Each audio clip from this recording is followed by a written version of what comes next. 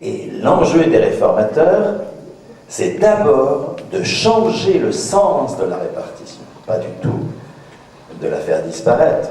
Encore une fois, ça c'est hors de question de leur part, parce qu'ils savent que ce sera l'échec de la capitalisation, mais de changer le sens de la répartition, de passer de la répartition telle que nous la pratiquons sur l'ensemble du continent européen, dans la perspective bismarckienne, comme on dit, pour passer à une répartition telle que les pays beveridgiens, comme la Suède, viennent de la mettre en place.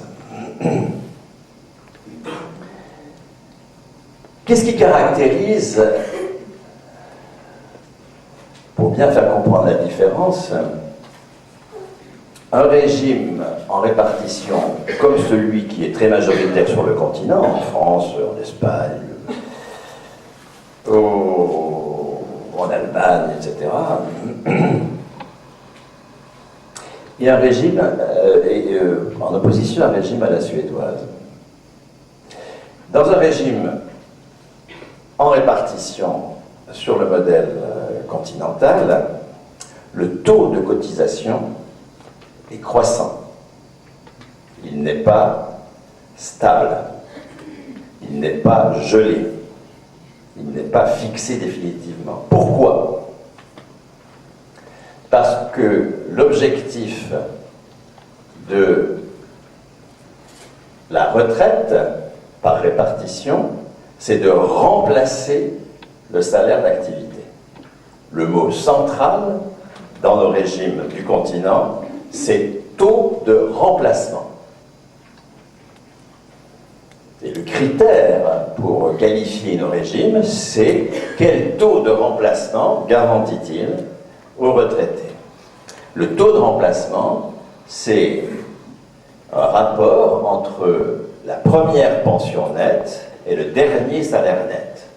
Un taux de remplacement de 84%, ça signifie que la première pension nette est de 84% du dernier salaire net.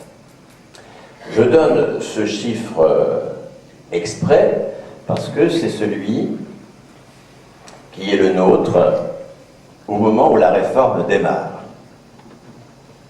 où les premiers effets de la réforme se font sentir. Si on prend la cohorte des salariés nés en 1930, qui ont donc 60 ans en 90, et qui prennent leur retraite entre 90 et 95, le taux de remplacement pour ces salariés qui prennent leur retraite entre 90 et 95, donc au moment où on a seulement les premiers effets de la réforme. Le taux de remplacement est, pour une carrière complète, de 84%. C'est une moyenne qui va de 100% pour un dernier salaire inférieur à 1100 €, un peu plus que le SMIC actuel, qui est à 1055 €, je suis en net. Donc 100% d'un dernier salaire net légèrement supérieur au SMIC, inférieur à 1100 €, donc inférieur à une borne légèrement supérieure au SMIC, à 60% pour un dernier salaire supérieur à 3000 €.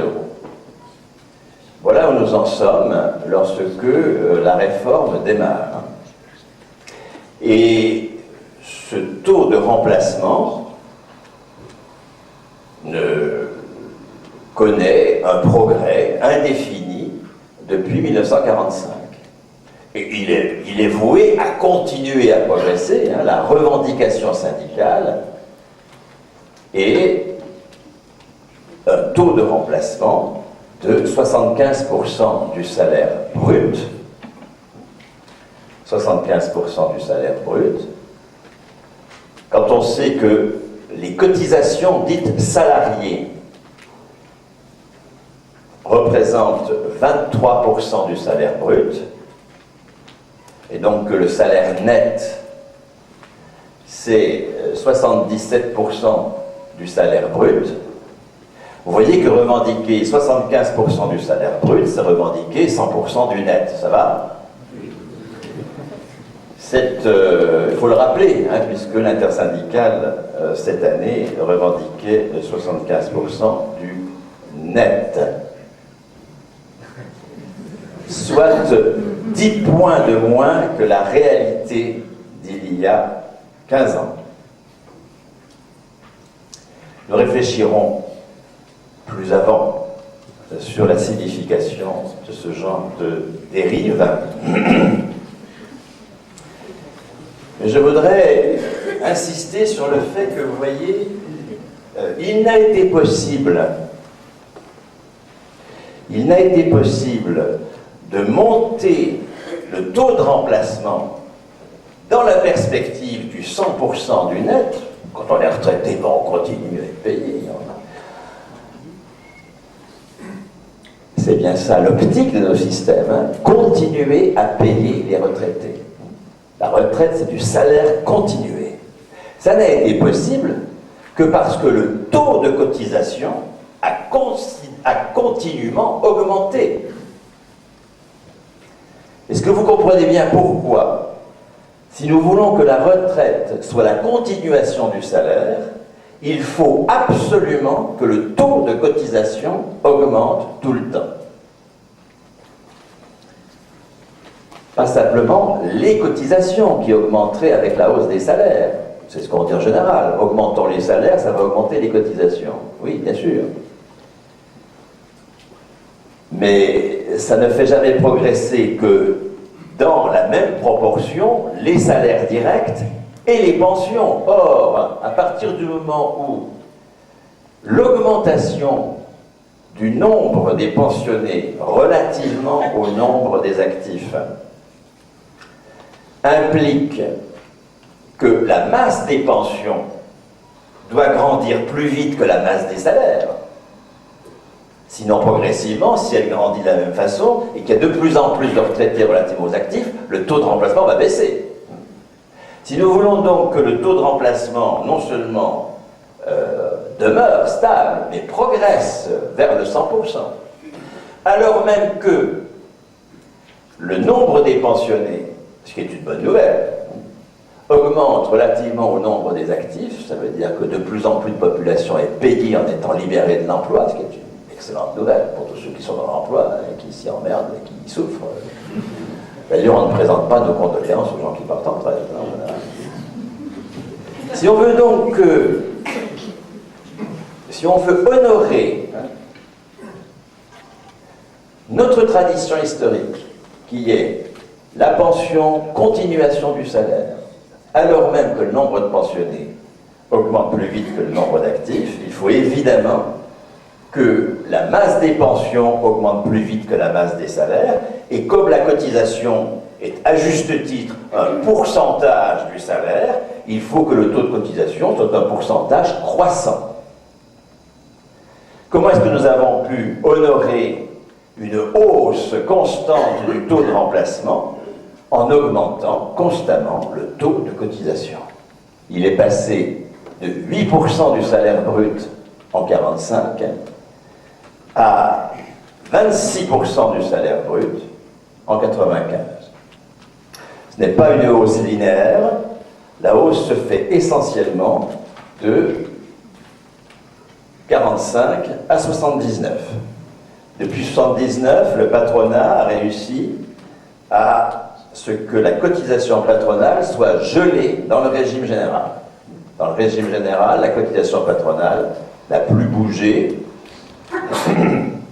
depuis 1979. Dans l'ARCO et la GIRC, elle a augmenté après les accords de 1994 qui ont augmenté le taux moyen de cotisation, mais tout en interdisant les cotisations facultatives, ce qui avait un effet désastreux par ailleurs. Enfin, il y a eu une augmentation du taux moyen de cotisation. Il y a eu une légère augmentation du taux de cotisation salariée, et depuis 1998, plus rien. Voilà. Nous sommes dans une situation où, de fait, depuis maintenant une douzaine d'années, le taux de cotisation est gelé. Ce qui interdit toute progression du taux de remplacement et toute progression de la masse des pensions relativement à la masse des salaires. C'est l'élément le plus dramatique de l'évolution de notre régime depuis la réforme. C'est la grande victoire des réformateurs, non seulement de l'avoir fait, mais de nous avoir convaincus de le faire. C'est ça le point sur lequel je veux insister. C'est que nous ne revendiquons pas la hausse massive du taux de cotisation patronale que supposerait la poursuite de la dynamique de notre régime. Nous sommes passés de 8 à 26% entre 45 et 95. Nous voyons très bien que poursuivre cette dynamique, aller vers les 100%, etc., poursuivre cette dynamique du salaire continué, supposerait que nous en soyons déjà à 32%. 32%. Nous en sommes loin. Non seulement, depuis 1998, le taux est gelé pour tous les salaires supérieurs à 1,6 SMIC, mais il a considérablement diminué pour tous les salaires inférieurs à 1,6 SMIC, puisque pour les salaires inférieurs à 1,6 SMIC, vous avez une exonération du taux de cotisation patronale dégressive. Elle est totale au niveau du SMIC, et puis ensuite elle va en diminuant jusqu'à disparaître à 1,6. D'accord? Rappelons ce que c'est que 1,6 SMIC. C'est 1 700 € net, c'est-à-dire le salaire médian, comme on dit, ceux qui partagent par moitié les 50% de salariés du privé qui gagnent moins et les 50% de salariés du privé qui gagnent plus.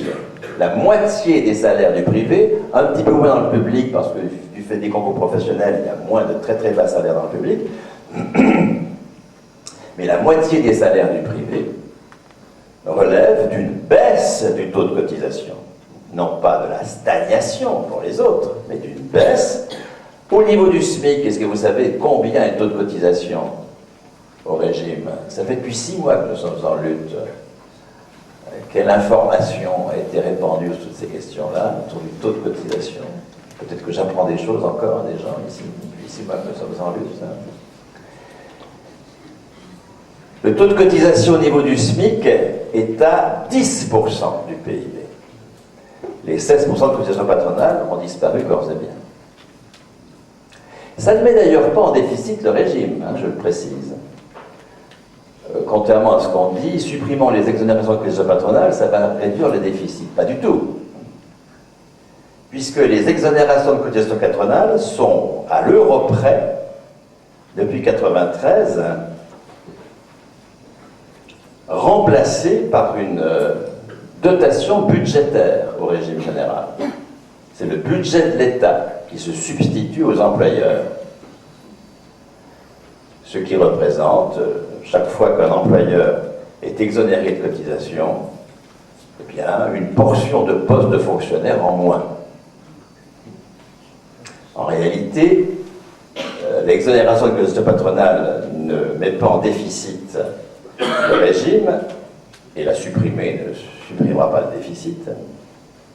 L'exonération de cotisation patronale met en péril la fonction publique, ce qui permet au gouvernement réformateur de faire d'une pierre deux coups, puisque leurs deux cibles, c'est la cotisation sociale et la fonction publique.